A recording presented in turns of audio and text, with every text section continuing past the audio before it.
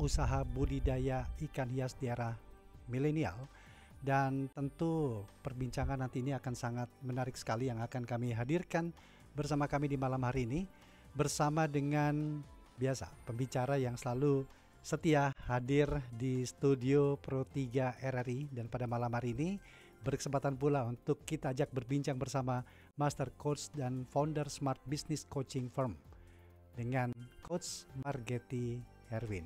Apa kabar Coach malam ini Coach? Kabar baik, Assalamualaikum warahmatullahi wabarakatuh. Luar biasa hari ini Bang Rudi. Waalaikumsalam. Lama kita nggak ketemu nih Coach. Iya, karena berganti-ganti ya presenter, tapi kita tetap on di setiap Selasa malam Bang Rudi. Apa yang menjadi fokus dari perbincangan kita malam hari ini Coach? Ya, jadi hari ini saya undang ya partner usaha, partner usaha di bidang balai budidaya ikan hias. Wow. Yang kita undang ini kepala balainya. Kepala balainya langsung. Dan Iya. kita sudah tersambung ya nanti dengan beliau melalui aplikasi Zoom bersama dengan Dr. Joni Haryadi.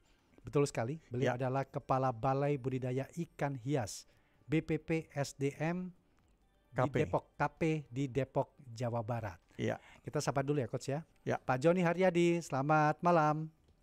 Selamat malam Mas Rudi, selamat malam Coach Marty, sehat selalu. Selamat Salam malam Pak Joni. Iya, sehat ya Coach ya.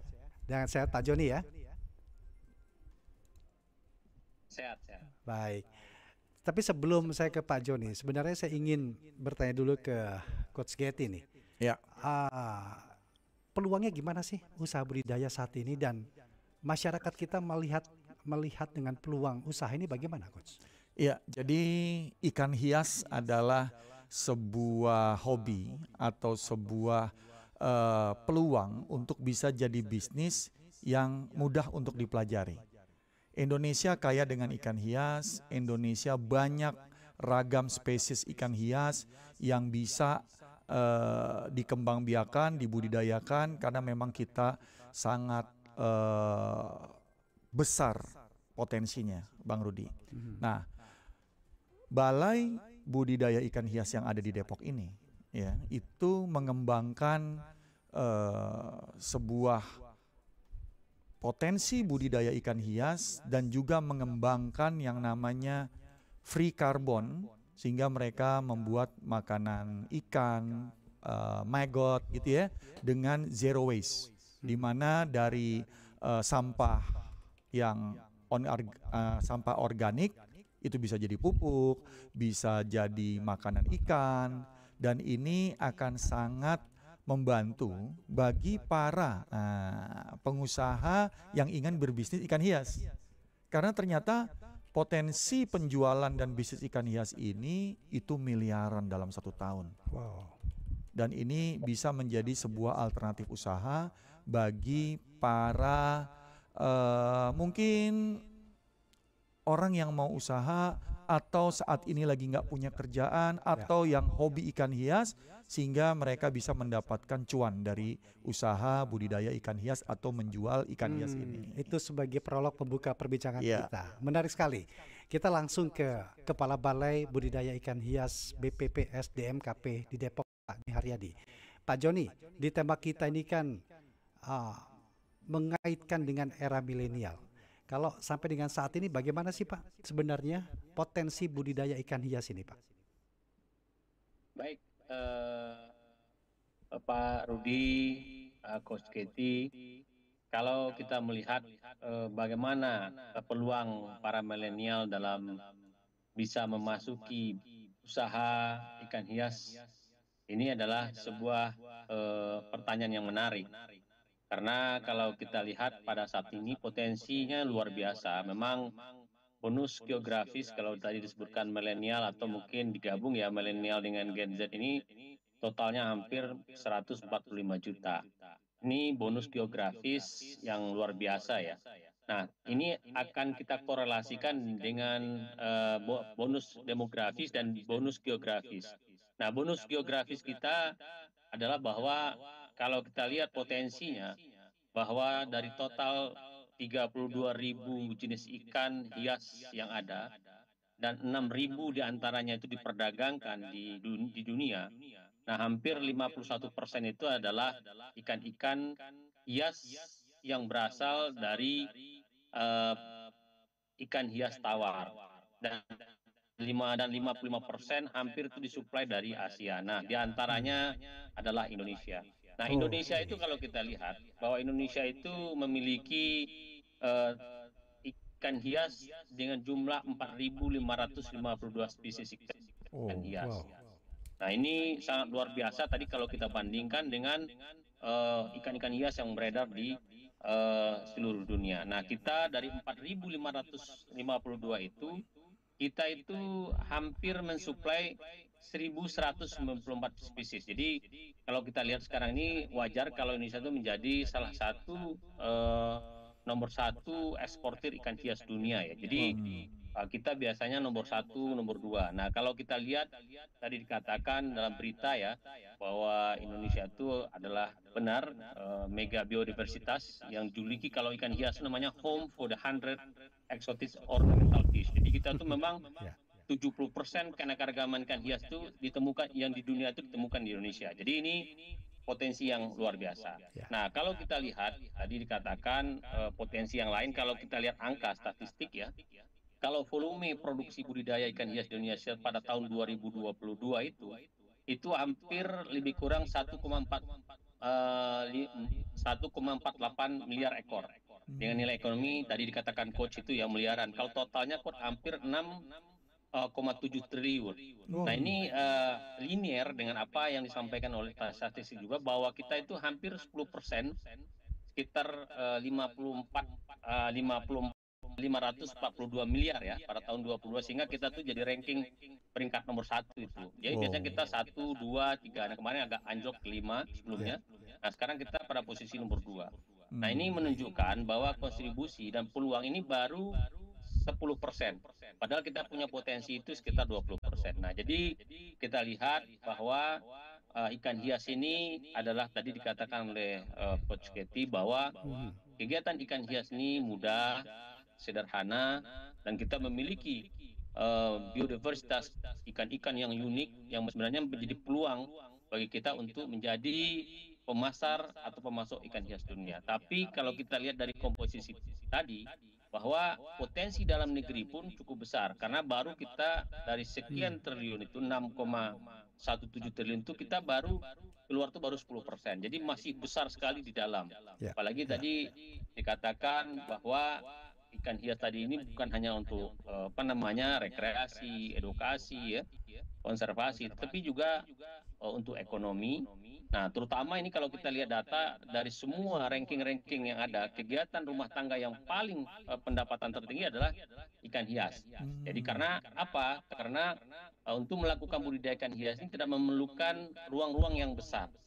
Jadi dia perlu hanya ruang-ruang yang sederhana, tentu dengan kelengkapan. Dan ini juga memberi peluang tidak hanya bagi industri, tetapi komunitas bahkan rumah tangga untuk melakukan kegiatan-kegiatan bisnis ikan hias. Kira-kira begitu. Ya. Pak Joni, dari potensi yang ada tadi begitu besarnya, bahkan kita salah satu yang terbesar dalam pengekspor ikan hias, dan kita hanya bisa memanfaatkan sampai dengan saat ini 10%. Apa ini tren yang terbaru yang mungkin bisa dimanfaatkan oleh generasi milenial melihat begitu potensinya bisnis ikan hias ini, Pak? Nah, kalau kita lihat, tadi dikatakan bahwa untuk edukasi, rekreasi, kemudian konservasi, tetapi juga ada yang untuk namanya psikoterapi. Jadi ada juga untuk psikologis.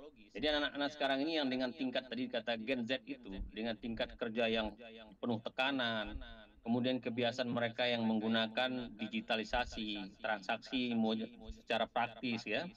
Kemudian ini sebenarnya peluang.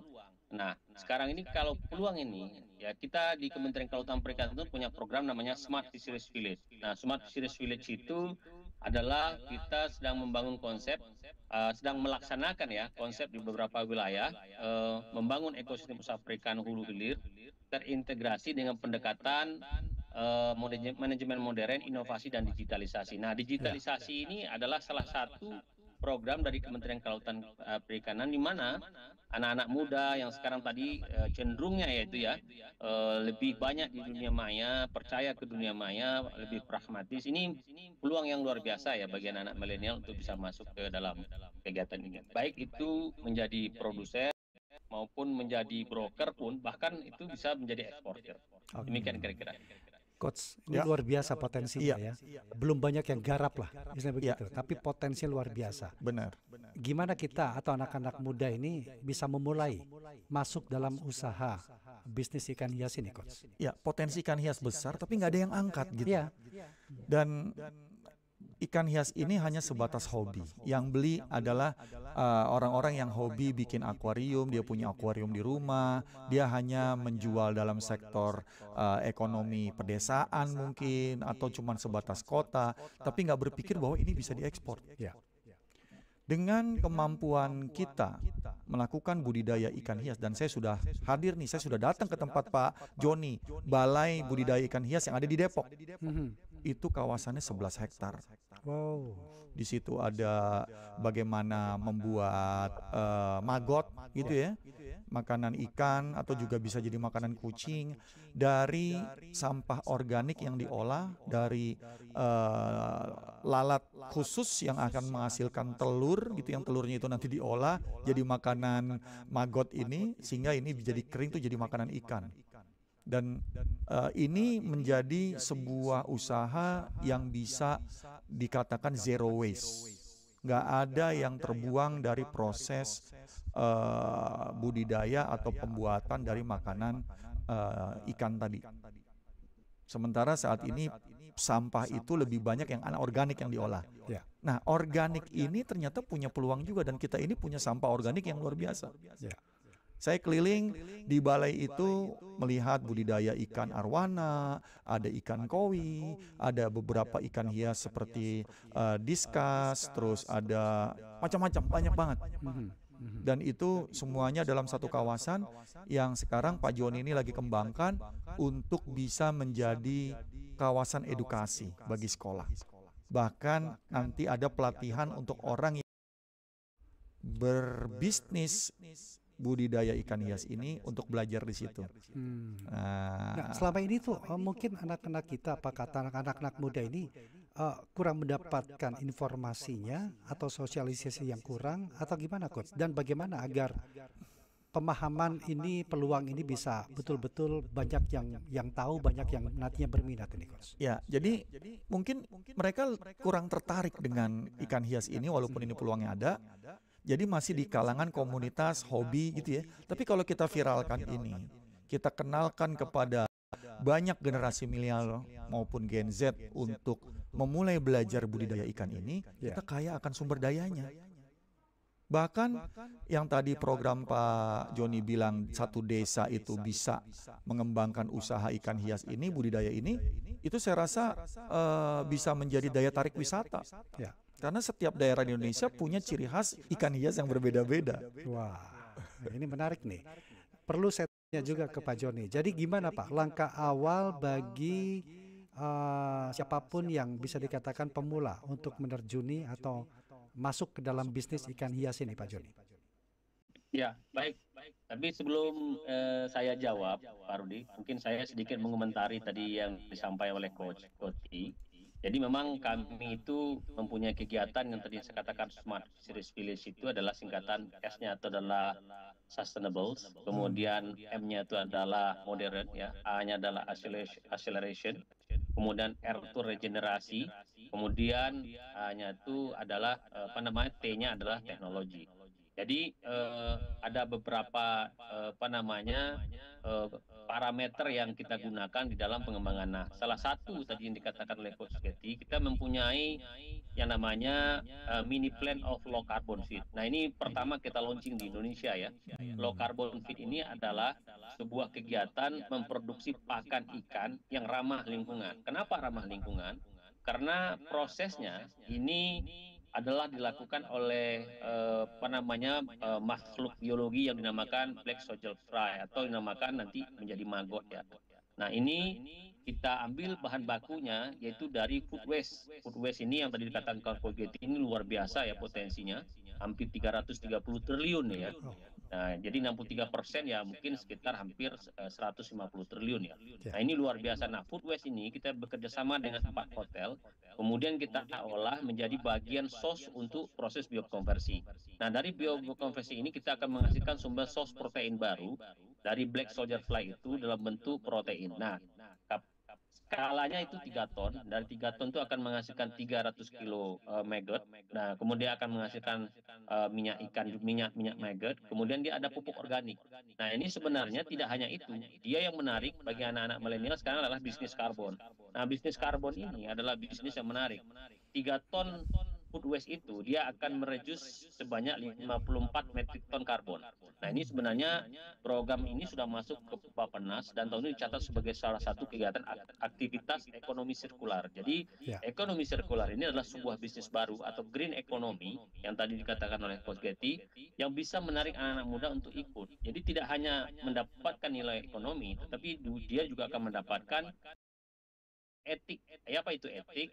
Tentang bagaimana friendly ramah lingkungan ya. Kita bisa anak-anak itu terlibat dalam kegiatan yang ramah lingkungan, kemudian menjaga lingkungan, kemudian terutama bagaimana krisis-krisis yang tadi dikatakan dalam istilahnya saya mengganti sampah menjadi food waste ini, kita mengganti image ya, agar produk biologi kita ini betul-betul tidak sampah tetapi adalah food. Jadi from food to food. Jadi kita mengembangkan program ekonomi sirkular from food to food. Jadi kita merubah image.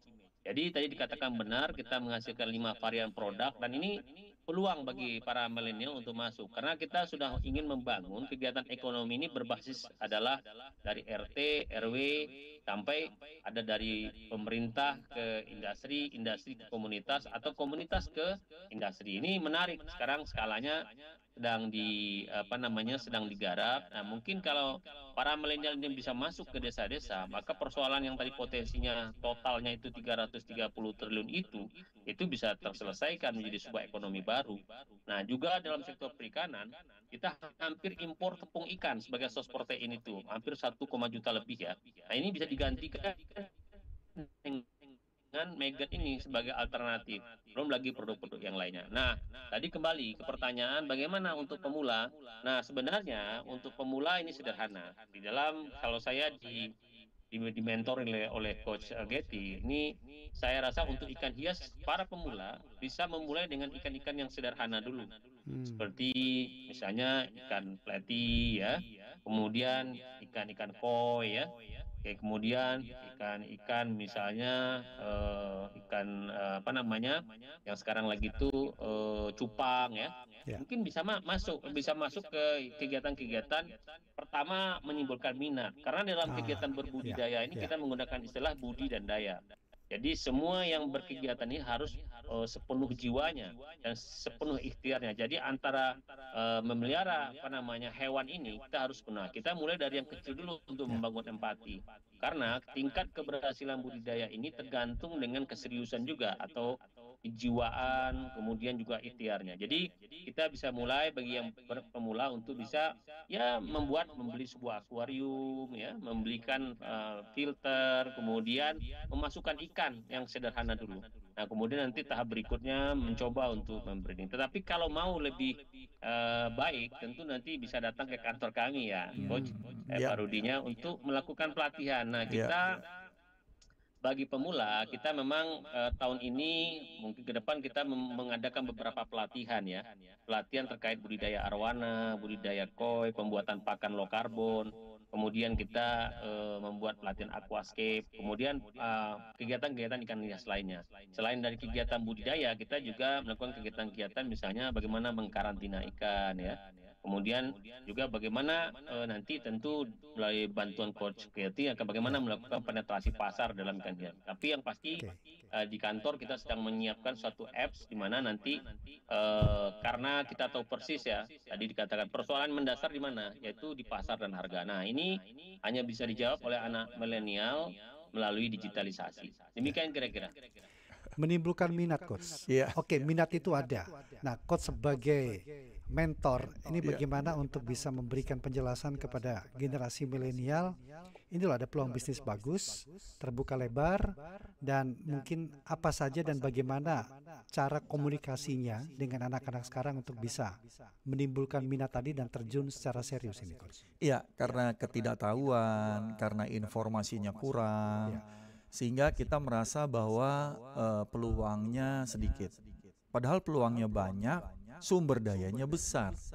Cuman ketidaktahuan kita dan kita tidak tahu apa yang harus kita pelajari, sehingga internal potensi yang kita miliki untuk memulai usaha ikan hias ini jadi terhambat. Beberapa kali saya bilang bahwa peluang kita bisa dapat kalau kita punya potensi internal kita yang cukup. Potensi internal yang cukup kita bisa kembangkan, kita bisa tingkatkan dengan kita punya sumber daya yang besar. Nah, kita nggak ada masalah dengan sumber dayanya nih. Peluangnya bisa kita ambil, tinggal kita mau belajar apa enggak, mau menyukai apa enggak. Karena pengalaman saya mendampingi para pebisnis, mereka itu kadang-kadang kurang mensukai bisnisnya, tapi berbisnis hal tersebut. Sehingga dia tidak mencari atau tidak mempelajari lebih tentang bisnis yang dia lakukan. Dia ikut-ikutan. Ada orang sukses bisnis ini, dia ikut bisnis itu, tapi dia kurang suka. Nah, ini yang berbahaya sehingga kita tidak mencari sumber daya yang lebih baru atau lebih besar. Akibatnya potensi internal tidak pernah bertambah. Sehingga artinya ini cuma internal dulu dikedepankan itu. Benar. Internal potensi itu bisa dari nilai-nilai yang kita punya, kesukaan gitu ya, terus kemampuan dan keahlian yang kita mulai kembangkan. Nah, ini yang mulai harus dibangun di awal. Benar kata Pak Joni tadi, harus suka. Kalau nggak suka, kalau tidak memahami, akibatnya itu cuma sekedar hobi sesaat aja. Padahal ini peluang yang bisa menghasilkan uang, di mana ini bisa jadi alternatif kita di tengah krisis ekonomi akan mungkin terjadi karena banyaknya PHK yang katanya level masyarakat menengah nih, Bang Rudi. Ini salah satu pilihan, modalnya nggak besar, bisa dilakukan sambil melakukan pekerjaan yang lain. Awal mungkin bisa sebagai side job begitu ya. Benar. Dan kalau sudah mengerti dan paham, baru kembangin menjadi bisnis. Sebenarnya ada nggak sih Coach perbedaan antara bisnis spesifik seperti ini yang kelihatan dari luar kok kayaknya rumit ya dibandingkan dengan anak-anak muda? Udahlah kuliner aja, lebih cepat, lebih paham, lebih bisa, lebih ngetrend. Nah, itu gimana Coach? Merubah mindset itu. Jadi memang orang-orang perkotaan itu tidak terlalu peduli dengan yang namanya ikan hias. Beda sama orang-orang pedesaan yang sehari-hari ketemu dengan yang namanya ikan, melihara ikan gitu ya. Bahkan di balai ini ada juga bagaimana membudidayakan lele dan ikan sidat. Itu nilai ekspornya luar biasa, ikan sidat dan lele. Walaupun ada ikan hiasnya, tapi di balai ini juga ada pelajaran bagaimana membudidayakan ikan lele, ikan sidat gitu ya. Dan di sana dijadikan tempat untuk mahasiswa ambil praktek ininya, skripsi akhir-akhir, tugas akhir. Oke. Ini saya penasaran ini ke Pak Joni. Memang sekarang yang sedang ngetren itu jenis ikan hias apa ini Pak? Baik itu ngetren di tingkat lokal ataupun juga ngetren di internasional ini Pak Joni. Ya, kalau kita lihat dari data ya, yang paling masih top itu ya yang masih arwana ya. Kemudian ada koi, ya kemudian baru nanti ada discus ya, ada kalau di Indonesia itu yang paling top Indonesia ada namanya ikan botia ya. Kita punya ikan goldfish Indonesia.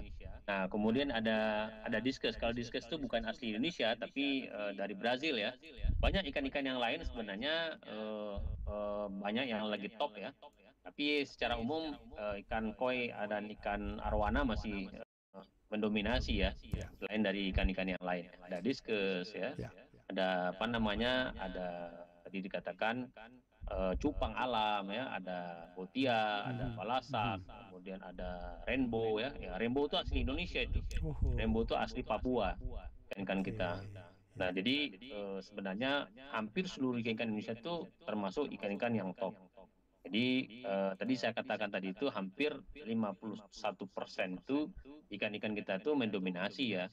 Tadi saya katakan dengan jumlah 1.425 tadi itu ya ikan itulah 100 ya 145 tadi mendominasi ya dan mensuplai.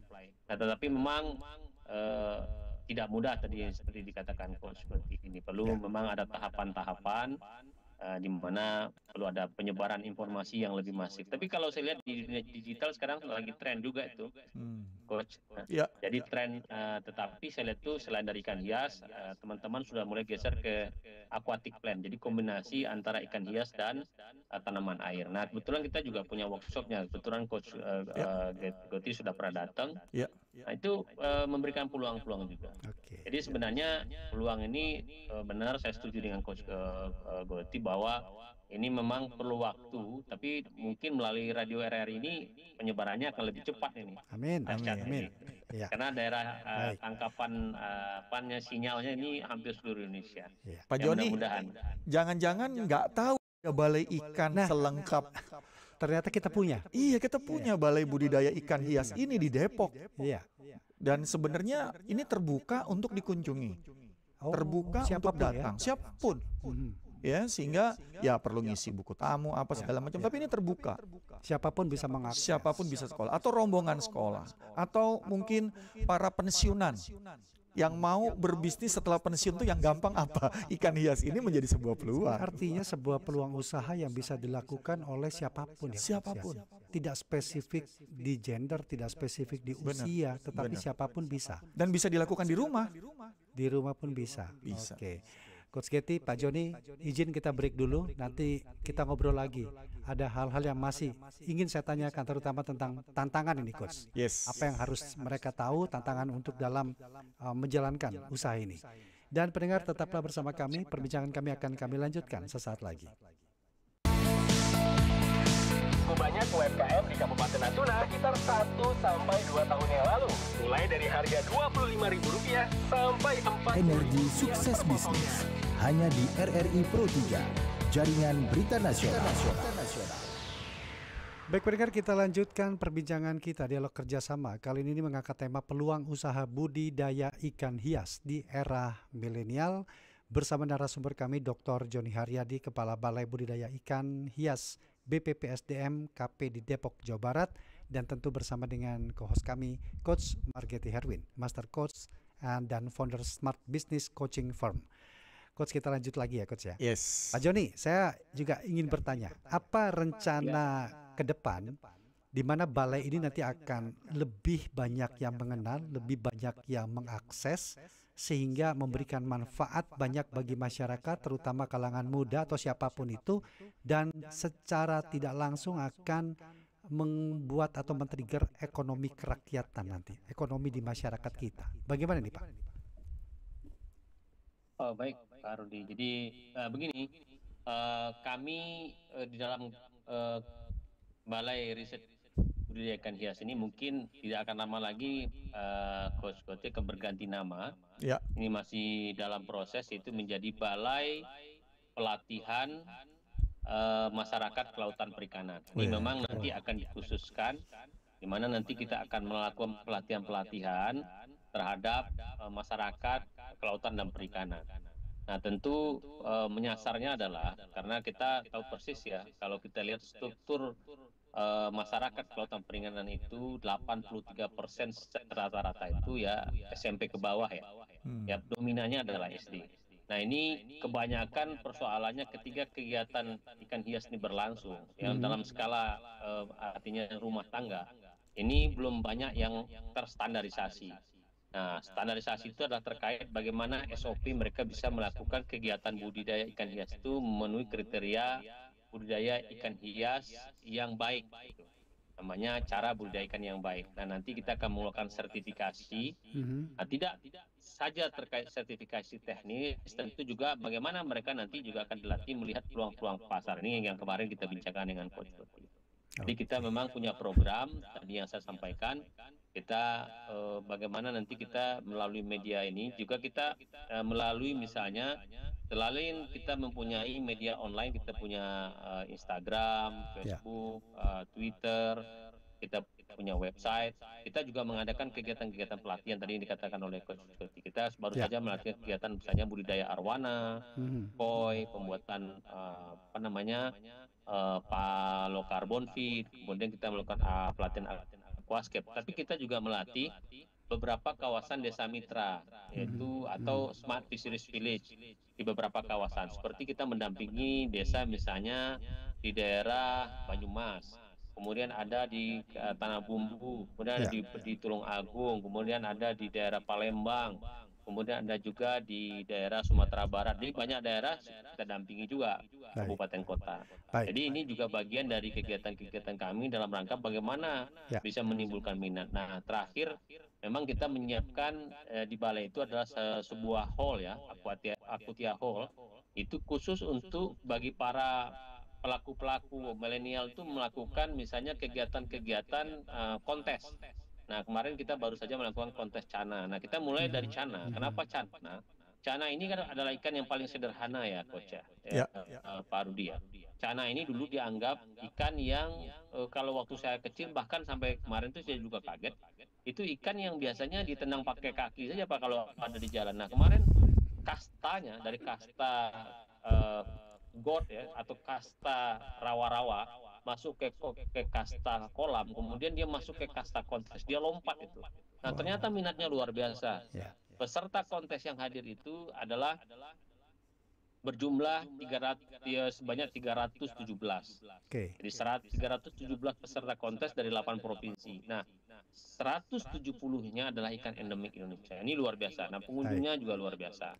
Nah, kita juga mengadakan kegiatan-kegiatan seperti Imago Fair. Nah, kemarin pengunjung hampir 3.700. Nah, kemudian kita juga mengadakan layanan seperti dikatakan oleh Coach, magang bagi mahasiswa ya, PKL. Kemarin ada 7 universitas sekaligus ya. Kemudian ada juga kunjungan-kunjungan anak sekolah-sekolah SMA, SMP. Nah, terutama yang rutin anak TK karena ini penting.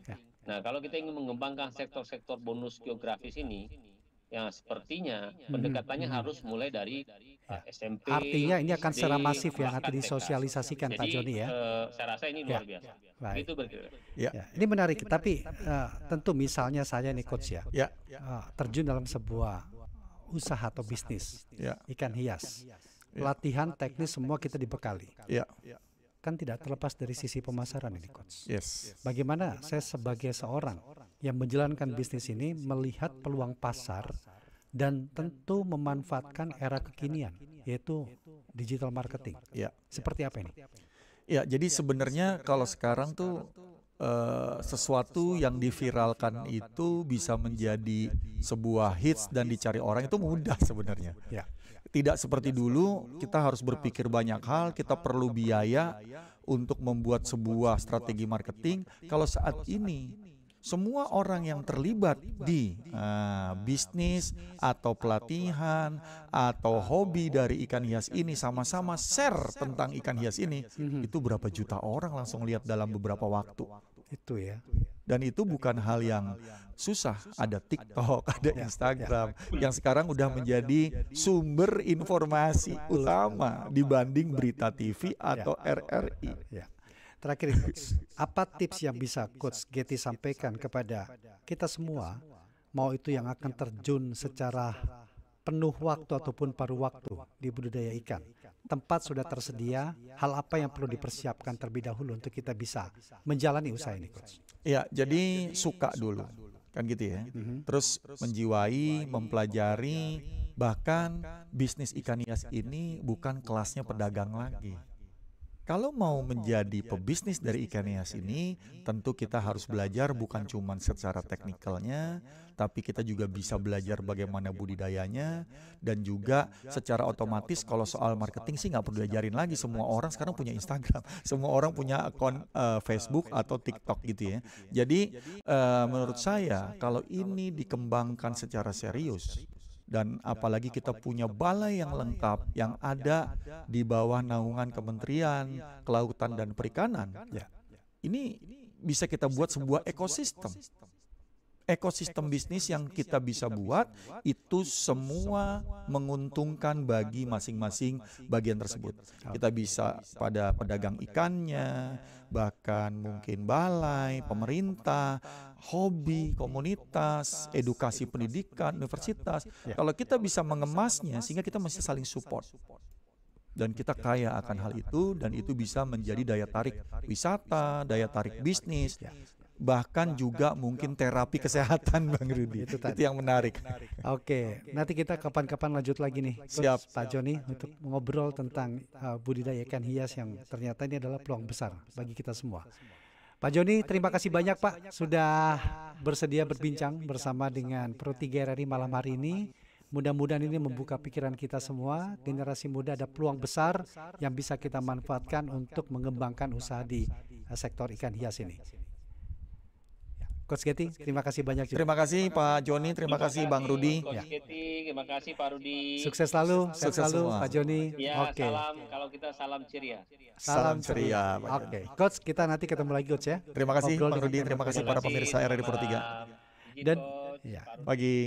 demikian tadi kami telah hadirkan dialog Exbis malam hari ini di Indonesia Menyapa Malam. Energi sukses bisnis hanya di RRI Pro 3, jaringan berita nasional.